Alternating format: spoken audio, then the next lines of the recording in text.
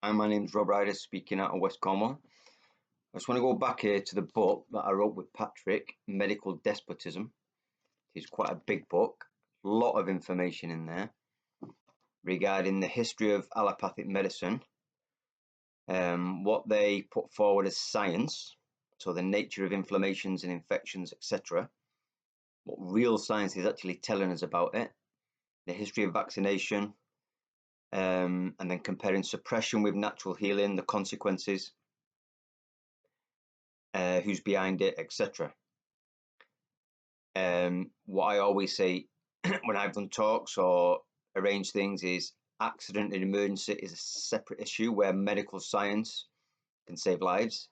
You know, if you get run over by a bus, you've got broken bones, you've got an arteries come open, you know, you phone the paramedics straight away and lives can be saved.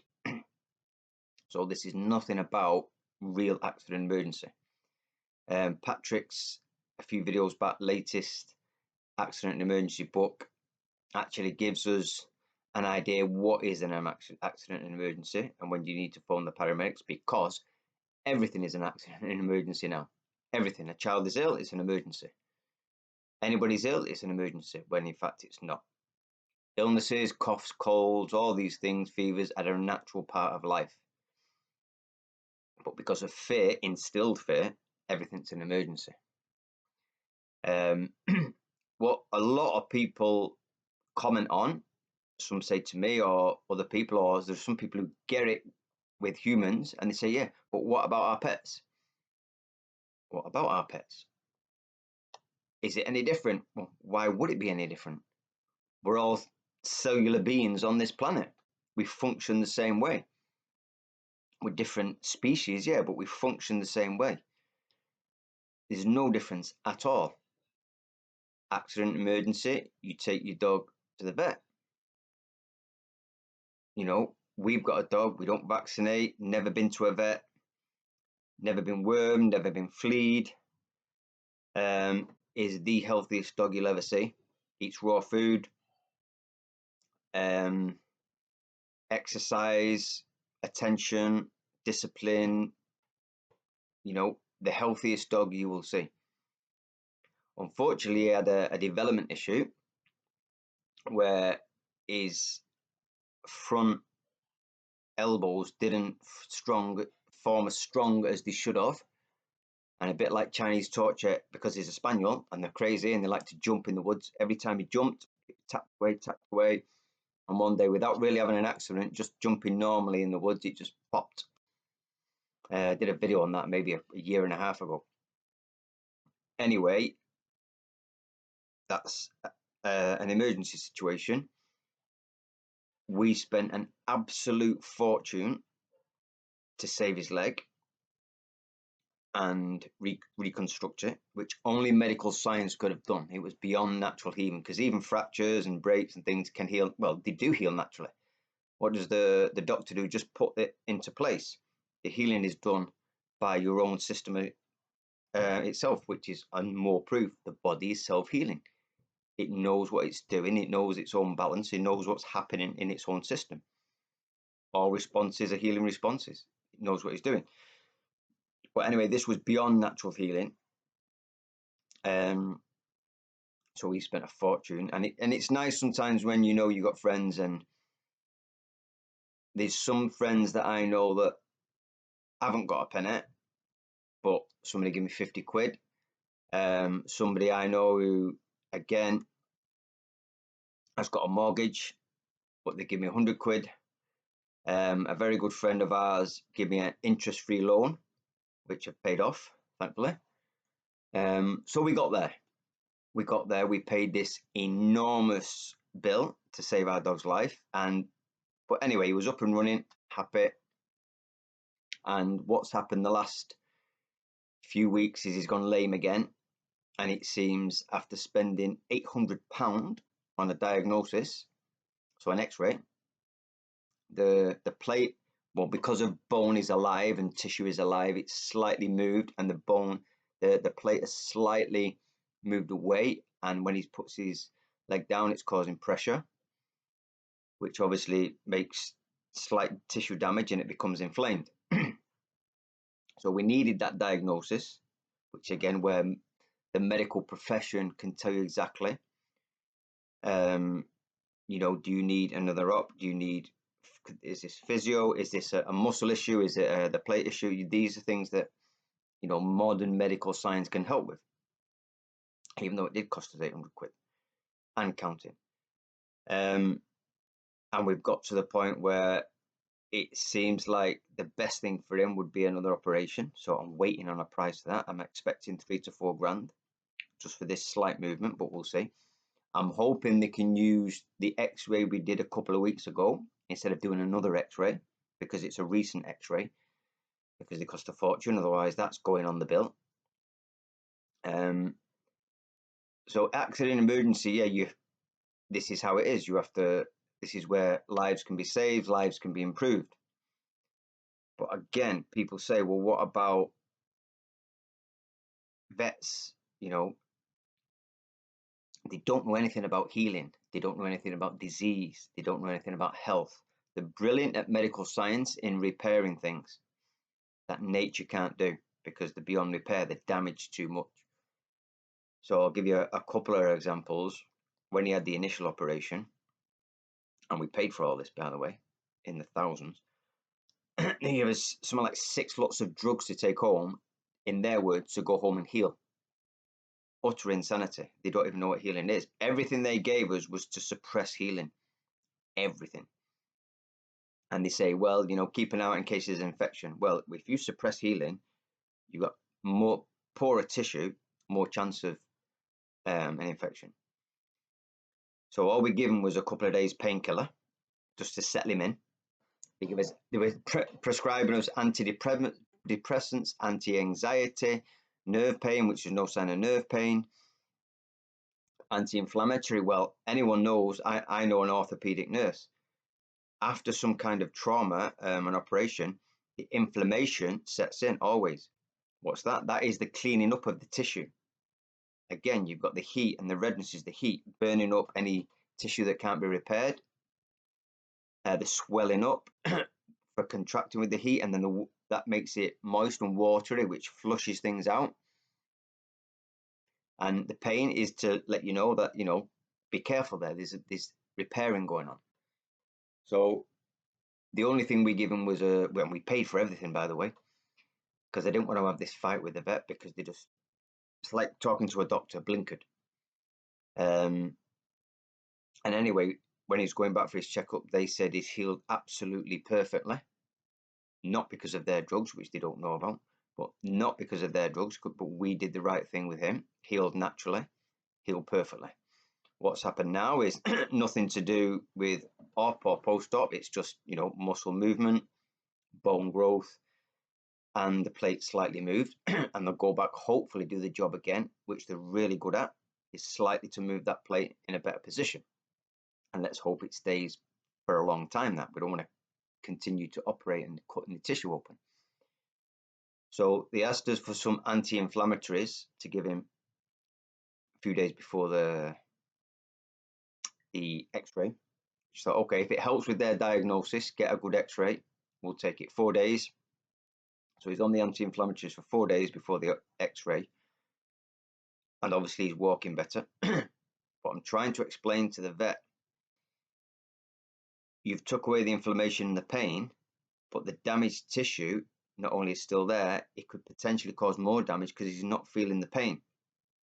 Yeah. And I'm trying to look at a long-term solution. We did the anti-inflammatories to get the x-ray. Now we don't want them. Yeah, because it could potentially be doing more damage. Did not understand any of that whatsoever. Nothing. Just giving the anti-inflammatories. So I said, listen, I've been to a vet physio, and the vet physio said, listen, we need to keep the muscle moving before the op and post-op. But you can just give him a bit of standard painkiller, not anti-inflammatory, but painkiller, so we can help with the movement of the muscle, just to keep the muscle working until things are sorted out. And again, the vet wasn't going to at first give that, oh no, just have the anti-inflammatories. Again, I'm talking to this vet for 20 minutes explaining what an inflammation is, and it just doesn't go in. There's nothing there. which I know what that's all about, the training. Anyway, eventually I got the dog paracetamol, a £64 delivered for like 3 weeks supply of dog paracetamol. Scandalous, costs about £3 to make. The anti-inflammatories that we got to get the X-ray, £44.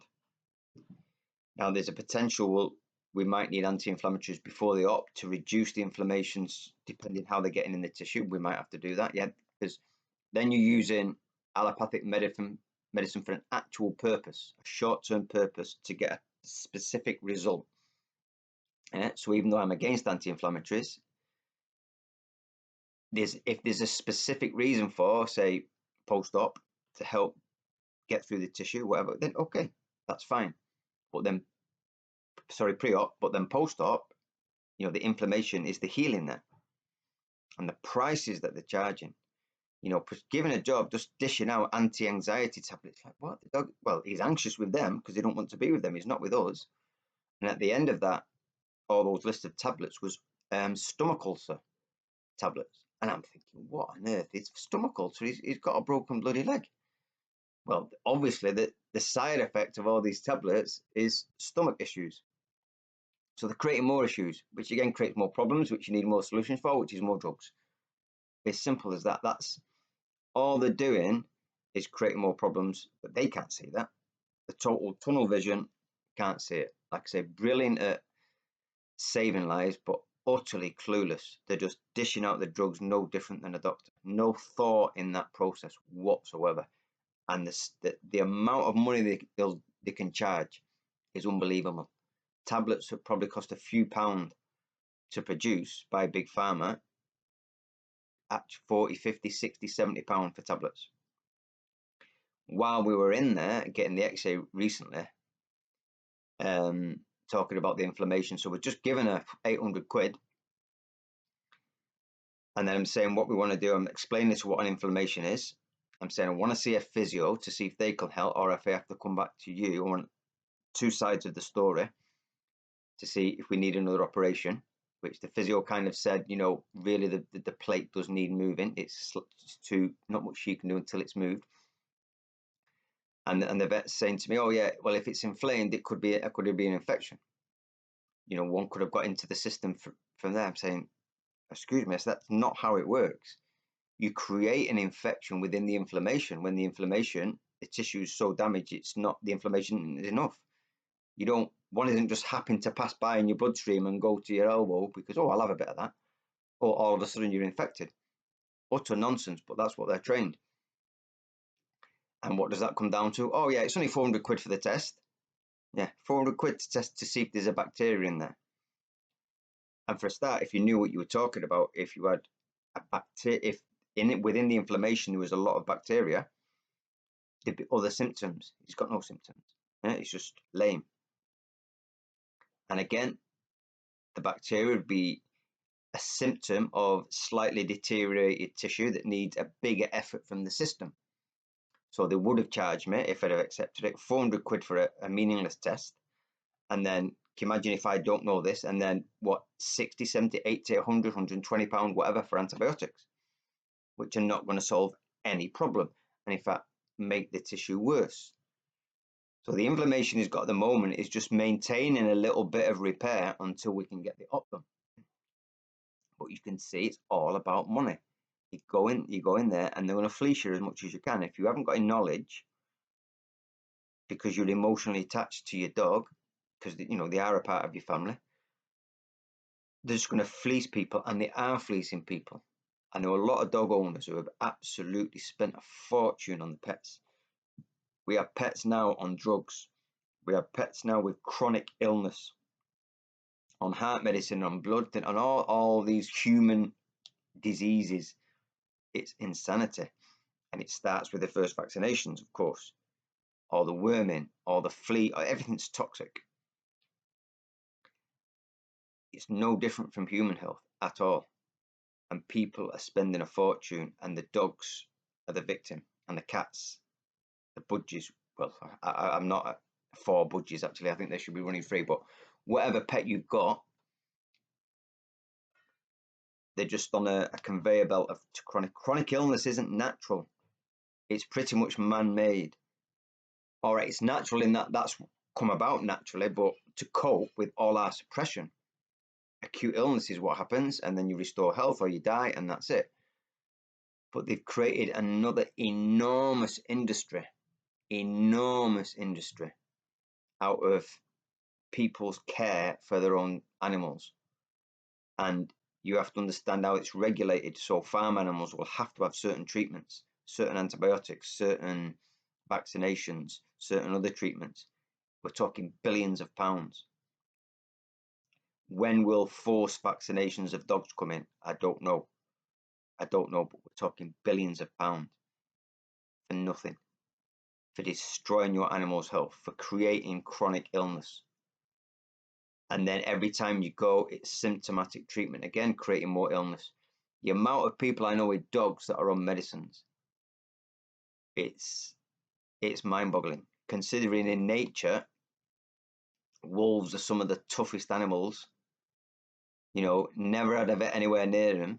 They can survive cold winters, harsh summers, bouts of starvation, fights, injuries, all without the medical professionals. No chronic illness. And all our dogs are full of chronic illness. Mine isn't. It's got a physical issue that, you know, medical science can help with. But all animals, the healths who become domesticated, come into contact with, basically vets are allopathic doctors for animals, that's it. It's the same thing. And their health is slowly being destroyed for billions upon billions of pounds. And people, I understand that they care about their animals, but because of their lack of understanding of how this works, they're just being fleeced, absolutely being fleeced. And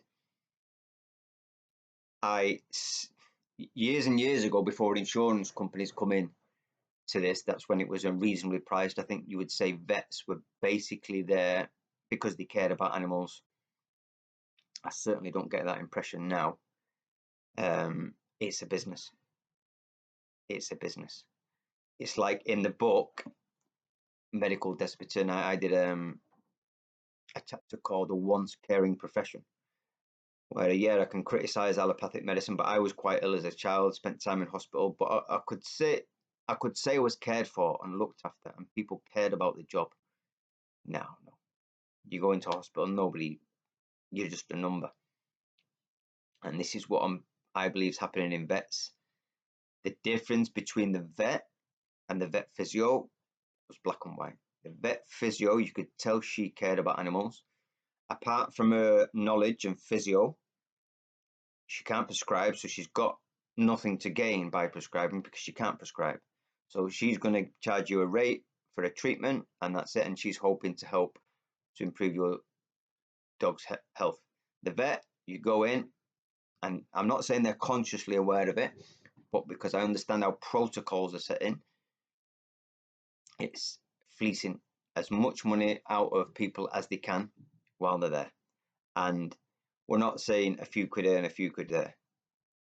You know, the way I was asked, do you want this test for an infection? It's only 400 quid. Only 400 quid. Yeah. You know, we've spent everything we've got to save Coco's leg. We will continue to do that.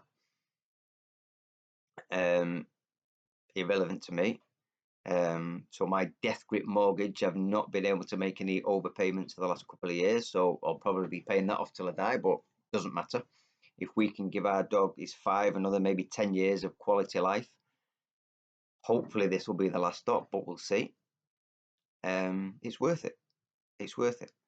But to come back to the question, is pet health, animal health, the same as human? It's exactly the same. The same principles apply. Yeah.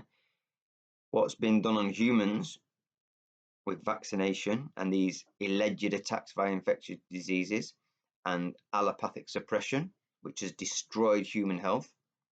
How many people on drugs now? It's big pharma drugs, unbelievable.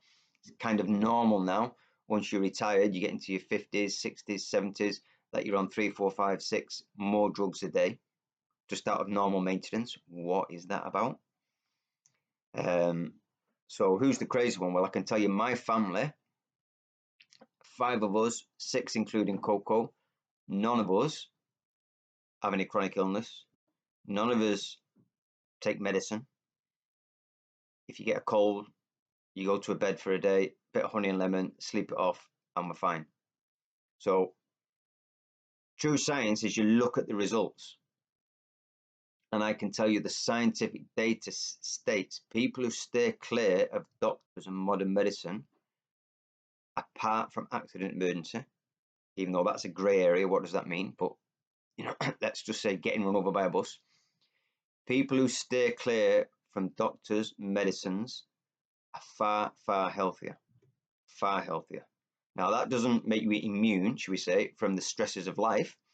That's another aspect of the system, the political system. But your physical system, at least you can stay into acute illness, which is a completely normal thing, and hopefully avoid chronic illness. It's the same for our pets. It's absolutely no difference. The veterinary service has created mass chronic illness in animals, whether it be farm animals, your dogs, your cats, rabbits, whatever you've got, they've destroyed their health. That's just a fact. You know, that the results speak for themselves. You don't even have to debate it. It's so obvious. You look at a wild wolf, you look at a domesticated dog, you look at a human being who's has all the vaccines, all the drugs that they go to the doctor every time they got a chest infection or a cough or a cold, medicine. Yeah, chronic illness. And what did Patrick say in one of the talks we had, why a lot of people in elderly age die of infections, is that even though an infection, should we say, is a healing process, when you're constantly suppressing antibiotics, you're leaving behind worse tissue. So it's in a poorer state. And the body will always try to do its best to restore and regain health. But you're constantly suppressing it. So you've kind of got this build up. And when you're older, you've got less energy. You get an infection, but you've got this mountain of waste, an absolute mountain of waste. The infection comes to break that down, which leaves toxicity, but it's too much then. It's just too much for that individual at their age with their energy levels to flush it out. It's too much. This happens to animals. Animal welfare is shocking. Any animal that has now been domesticated, become a pet, it's been a surprise to me talking to dog owners. They kind of know they're being fleeced, but there's nothing they can do about it because they haven't got that understanding of what, you know, what allopathy means, what suppression means. But they know they're being fleeced and they're giving them all the money. And the dog's health is absolutely going down the pan. They've all got issues. Every owner say they've got this issue, that issue. And if we're talking £64 for paracetamol, or even though that was delivered, knock a fiver off, 55 quid, 60 quid for dog paracetamol for about 3 weeks. Just think of the money involved. It's billions. So I'm not telling anyone what to do, but all the information's in the book about the history of these people, allopathic medicine. We're going to continue with Coco with medical science, which can really help people for physical issues that are beyond nature's repair, and they can help life. But again, the results speak for themselves. We've got a dog, 5 years, never been near a vet. We weren't even registered with a vet. Not one single health issue. And everyone says what a healthy, energetic, happy looking dog. But it's got a limp. So very quick again to answer the question, is it the same for our dogs and pets? Yes, it is.